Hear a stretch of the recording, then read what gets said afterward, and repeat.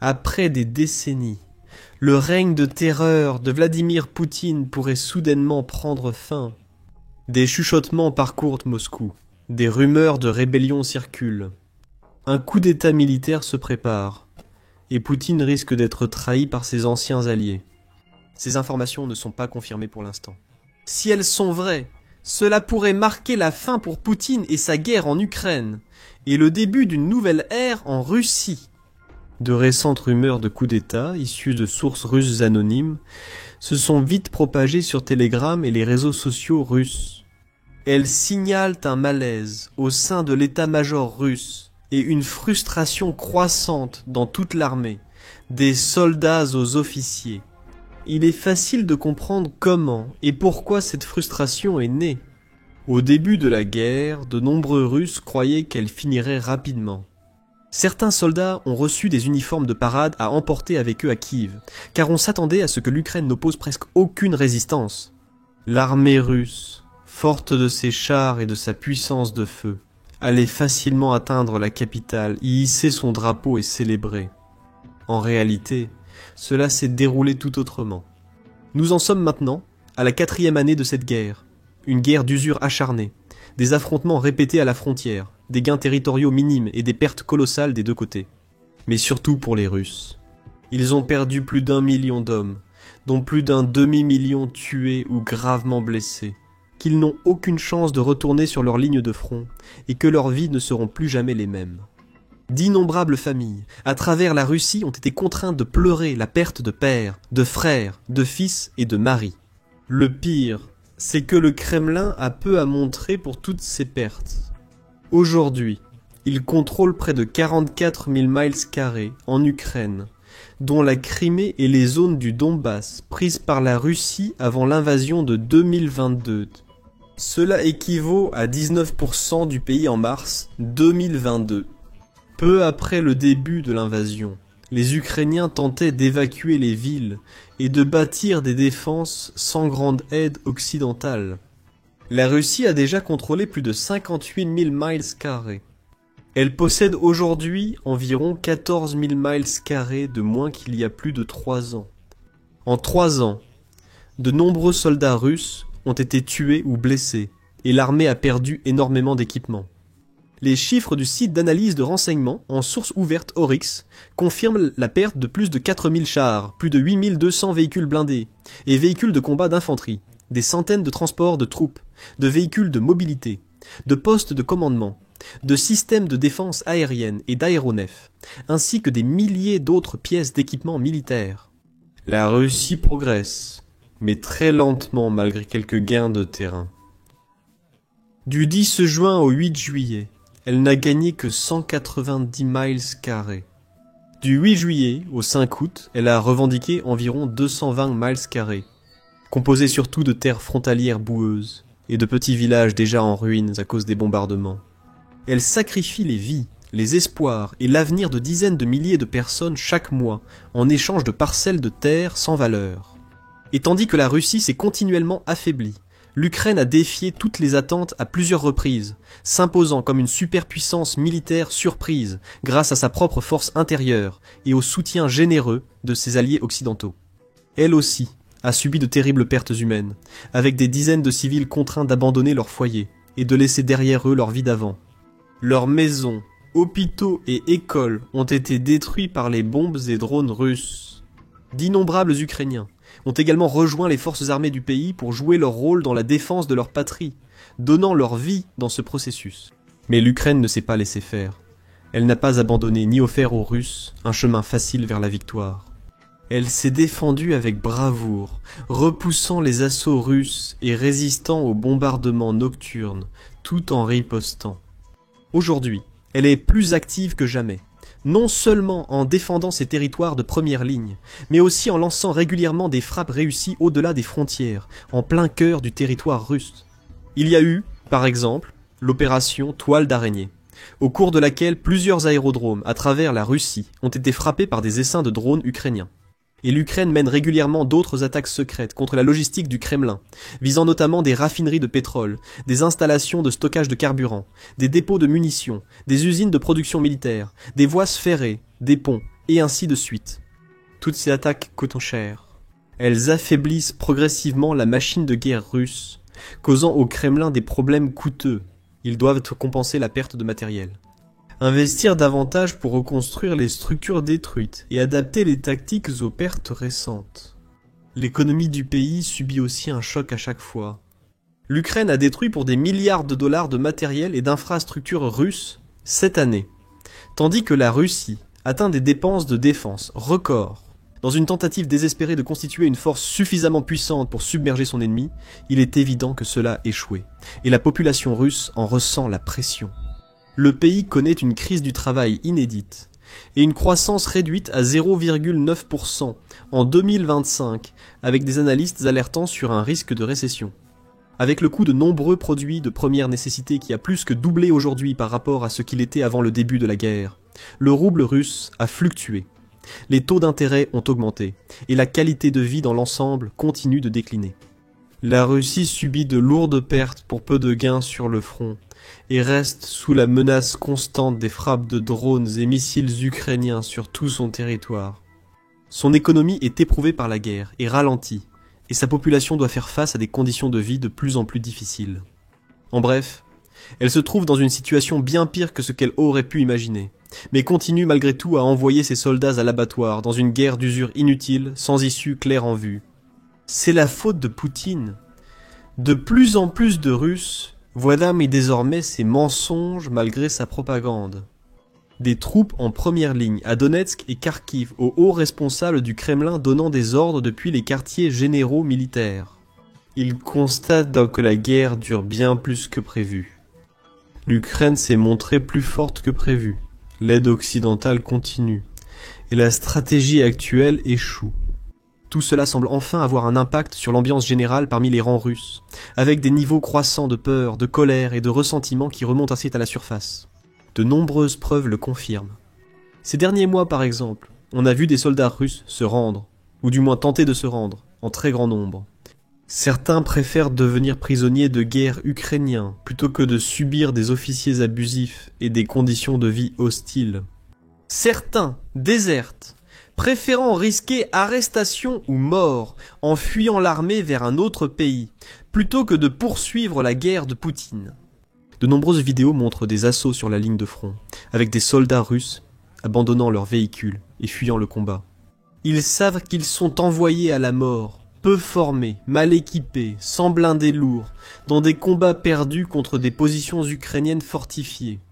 Même le fait que Poutine ait eu recours à d'énormes incitations financières pour les nouvelles recrues de l'armée, et qu'il fasse pression sur les migrants d'Asie centrale pour qu'ils rejoignent l'armée, montre à quel point la Russie est désespérée de reconstituer ses effectifs et de maintenir la pression, alors que la Russie parvient encore à ajouter des dizaines de milliers de nouvelles recrues à son armée chaque mois.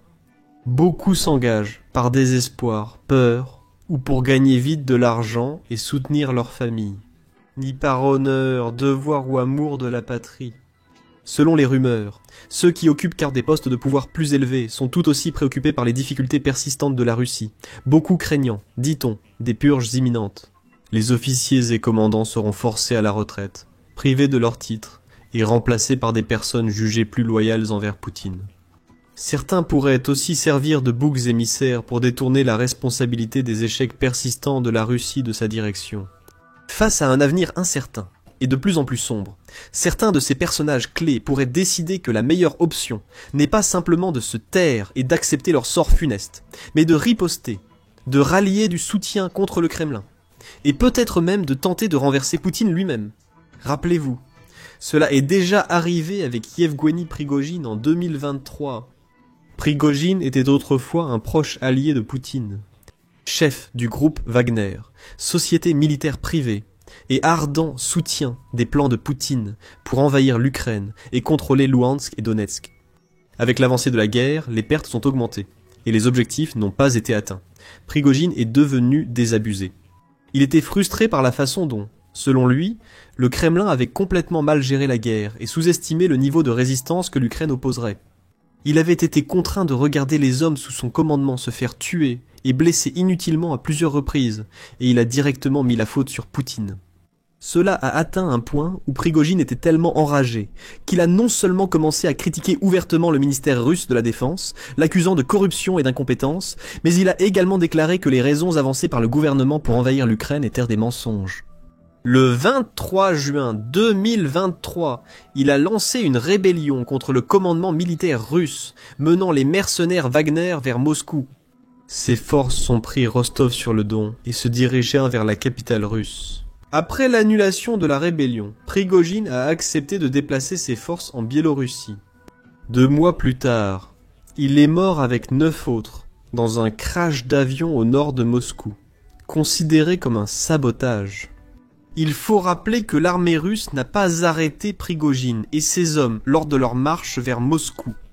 Ils ont essayé de l'intercepter, mais sans vraiment mobiliser beaucoup de moyens ou de ressources. On pourrait même dire qu'ils ont laissé la rébellion perdurer. La police russe et les autorités n'ont pas stoppé l'avancée de Prigojine. De plus, à leur arrivée à Rostov-sur-le-Don, le groupe Wagner n'a pas été attaqué ni hué par la population. Au contraire, beaucoup d'habitants ont applaudi, offert nourriture et vin, soutenant la cause de Prigojine. En 2023, la guerre ne faisait que commencer comparée à aujourd'hui. Et cela a prouvé qu'à cette époque déjà, les responsables militaires russes et le grand public étaient en colère contre la direction de leur pays et mécontents de la façon dont le conflit se poursuivait. Aujourd'hui, après 2 années supplémentaires de lourdes pertes et de gains minimes, il est facile d'imaginer à quel point ces mêmes sentiments pourraient être bien plus forts et largement répandus. La victoire russe semblant impossible, certains membres de l'état-major général réfléchiraient à l'avenir et à quelques coups d'avance. Certains constatent que les pertes vont s'accumuler et que la guerre finira difficilement. Ils savent que si cela mène à une impasse, un cessez-le-feu ou une victoire ukrainienne, ils en paieront le prix. C'est ainsi que fonctionne la Russie de Poutine. Lorsqu'elle échoue et se rabaisse, elle blâme les autres. Son service fédéral de sécurité. Le service fédéral de sécurité mène des enquêtes, identifie des boucs émissaires et peut même recourir à des tactiques sournoises, comme placer de fausses preuves ou inventer des accusations qui incriminent des officiers et d'autres hauts responsables, lesquels sont ensuite arrêtés, inculpés et jugés devant la population. Les plus à risque peuvent être tués, tandis que Poutine et ses proches restent indemnes. Ce genre de choses a déjà été observé à de nombreuses reprises au cours de la guerre. Jusqu'à présent, Prigojine était l'exemple le plus célèbre. De nombreux autres officiers et commandants russes ont aussi été forcés de quitter leurs fonctions. Par exemple, lors de la première année de la guerre, des officiers comme le lieutenant-général Sergueï Kissel ont été suspendus, soi-disant pour son échec à capturer Kharkiv, la 2e plus grande ville d'Ukraine. Le général Alexandre Dvornikov a également été remplacé mystérieusement en 2022, malgré le fait qu'il soit l'un des commandants les plus expérimentés et respectés de la Russie, tout comme le colonel général Alexandre Zuralev. Parmi eux, le major général Ivan Popov, commandant de la 58e armée interarmes. Mais il a été relevé de son commandement, et plus tard arrêté pour des accusations de fraude. Popov a affirmé que le chef d'état-major général l'avait limogé pour avoir critiqué la stratégie de la Russie sur le champ de bataille et pour avoir exprimé des inquiétudes concernant le bien-être des troupes. Il a ensuite accusé le ministre russe de la Défense, Sergueï Choïgou, d'avoir trahi les soldats russes. Un exemple récent. Alexandre Lapine, nommé chef d'état-major des forces terrestres russes en 2023, l'un des postes les plus élevés de l'armée russe. Plus tôt ce mois-ci, il a été démis de ses fonctions et remplacé par le colonel général Yevgueni Nikoforov. Les autorités affirment que Lapine est parti volontairement pour raison de santé. Il se peut aussi qu'il ait été forcé de partir, permettant à Poutine de sauver la face et de choisir un successeur plus fiable. Tout comme les soldats russes, désabusés en première ligne, ont vu leurs camarades envoyés dans des pièges mortels sans la formation, l'équipement et le soutien nécessaires pour survivre. Les officiers russes ont vu leurs collègues partir à la retraite, remplacés ou arrêtés à répétition. Certains se demandent, suis-je le prochain ? Par désespoir et par instinct de survie, certains de ces hauts dirigeants pourraient décider qu'il n'y a qu'une seule issue, prendre la parole, rallier le soutien de leurs collègues officiers et des soldats sous leur commandement, et tenter un coup d'État. Comme Prigojine en 2023, il faut rappeler qu'un coup d'État ne garantit pas le succès. Prigojine disposait de toute la puissance d'un immense groupe militaire de mercenaires, mais il n'est tout de même pas parvenu jusqu'à Moscou. Poutine aura sûrement prévu de fuir, se cacher ou se défendre en cas de menace. Le fait que des rumeurs de coup d'État circulent sur les chaînes russes et les réseaux sociaux montre la gravité de la situation. C'est un signe clair de graves problèmes dans la cohésion du commandement russe. Il y a aussi une autre explication à ces rumeurs de dissidence et de coup d'État. Le service fédéral de sécurité pourrait toutes les orchestrer. Principal successeur du KGB de l'époque soviétique, le service fédéral de sécurité n'est pas étranger à l'utilisation des stratégies les plus sournoises pour atteindre ses objectifs. Il pourrait facilement semer des graines et répandre des rumeurs de coups d'État afin de piéger des officiers et de les évincer de leur poste. Encore une fois, tout cela fait partie du mode de fonctionnement de la Russie de Poutine. Elle gouverne par la peur et la malhonnêteté, sans aucun scrupule à mentir au public et à se retourner contre des personnes qui ont consacré toute leur vie à servir la nation. Il se peut très bien que le service fédéral de sécurité ait identifié certaines cibles au sein de l'armée russe, ce qui peut inclure des officiers de haut rang qui ont soit mal performé sur le champ de bataille, ou qui risquent de s'exprimer contre le Kremlin, de critiquer la direction du pays, et de mettre en lumière ce qui se passe réellement. Il ne veut pas cela. Il ne veut pas avoir à gérer la moindre trace de rébellion, ou risquer que la sombre vérité sur la guerre soit révélée au grand jour. Il veut entretenir l'idée que la Russie gagne et progresse rapidement en perçant chaque jour les défenses ukrainiennes. C'est pourquoi, même si certains généraux prennent mystérieusement leur retraite ou sont soudainement remplacés, d'autres, comme le chef d'état-major Valéry Gerasimov et le directeur du service fédéral de sécurité Alexandre Bortnikov, restent en place. Car des personnes comme Gerasimov et Bortnikov ont montré leur loyauté. Ils sont entièrement dévoués au Kremlin et à Poutine. Ils ont montré qu'ils ne se retourneront pas contre lui, quoi qu'il arrive. C'est ce que veut Poutine. Ses proches occupant les plus hautes fonctions du pouvoir. Dès qu'il perçoit une dissidence à d'autres postes clés, il agit sans hésiter pour éliminer toute menace potentielle. Parce que Poutine ne se soucie que d'une seule chose, le pouvoir. Il y a eu plus qu'assez de preuves de cela, et elles continuent de s'accumuler chaque jour. Le président russe sacrifie volontiers des milliers de soldats en Ukraine, sans gain concret. Il ne respecte pas la vie de son peuple, qui souffre à cause de ses décisions. Il fait à peine confiance à sa propre armée, plaçant la plupart de sa confiance dans le service fédéral de sécurité et un cercle de plus en plus restreint de proches alliés et d'oligarques. Mais le temps de Poutine pourrait être limité. Les Russes, surtout l'armée, se sentent de plus en plus trahis, ignorés et dévalorisés. Il pourrait arriver un moment où ils diront que ça suffit, lorsqu'ils décideront qu'ils n'ont plus besoin d'obéir à des ordres insensés venant de leurs supérieurs, et qu'ils se retournent alors contre l'homme qui les a mis dans cette position inconfortable dès le départ, Vladimir Poutine lui-même. Quelques officiers audacieux suffisent à se lever, s'exprimer et mener la charge contre lui. D'autres, qui sont complètement désillusionnés à ce stade, seraient susceptibles de se joindre à eux. Et tout à coup, Poutine pourrait se retrouver avec une toute nouvelle guerre à mener. Une guerre entre le Kremlin et son peuple pourrait transformer durablement la Russie. Maintenant, vous pouvez en apprendre davantage sur la gravité de la situation pour la Russie dans notre récente analyse, sur la façon dont le Kremlin se tourne vers des chars rouillés et délabrés dans une tentative désespérée de compenser ses pertes. Découvrez comment l'Ukraine a frappé un oléoduc russe, paralysant le complexe militaro-industriel du Kremlin sans précédent. Abonnez-vous à notre chaîne si ce n'est pas déjà fait. Ainsi, vous resterez informé et à jour sur tous les grands développements de la guerre entre la Russie et l'Ukraine.